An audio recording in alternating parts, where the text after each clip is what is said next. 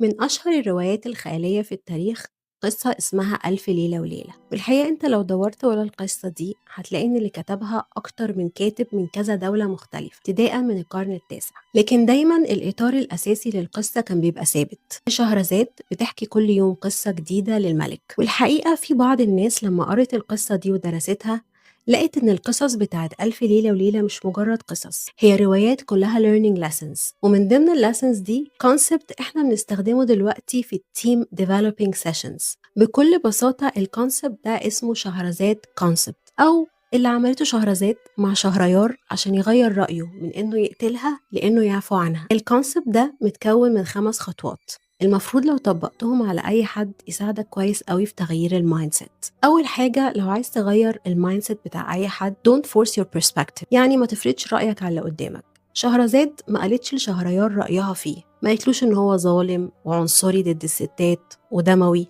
بل قعدت واتكلمت معاه عشان تعرف هو ليه ما بيحبش الستات. لقيت إن الملك ده عنده إحساس قوي جدا بالظلم والقهر بسبب خيانة تعرض لها من مراته. يعني قدرت توصل لأن رأيه ده مبني على تجربة شخصية. وده يودينا للخطوة التانية listen well emphasize well.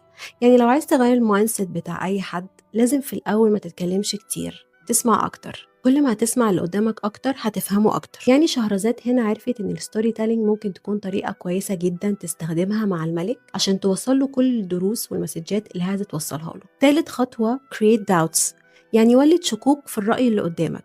خلي اللي قدامك دايما بيفكر هو فعلا بنى رأيه عن خبرة ولا تجربة فردية، عن معلومات موثوق فيها ولا ما تحققش منها. رابع خطوة highlight the consequences، يعني دايما فكر اللي قدامك ايه النتائج اللي ممكن يوصل لها لو فضل رأيه زي ما هو. الحقيقة شهرزاد المفروض ان هي حكت 1000 قصة وقصة، ومن خلال القصص دي المفروض ان هي وصلت للملك النتائج اللي ممكن يوصل لها الانسان لو هو محب مثلا او متسامح او ظالم. وهنا نيجي لآخر خطوة، أهم خطوة، إنك تسيب فرصة للي قدامك يبتدي يفكر معاك بصوت عالي، لأن أنت بعد ما عملت الأربع خطوات دول في آراء جديدة ابتدت تبان، فلازم تديها فرصة إن هي تظهر بالمناقشة. lead the change don't force the change، يعني قود التغيير في الرأي، ما تفرضش رأيك.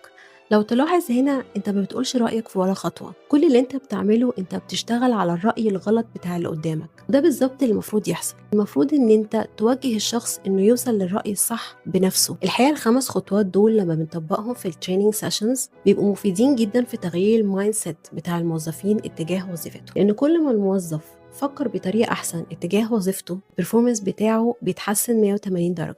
أما شهرزاد فاتقال عليها the woman who changed the heart of the murderer، يعني الست اللي عرفت تغير رأي وقلب الملك.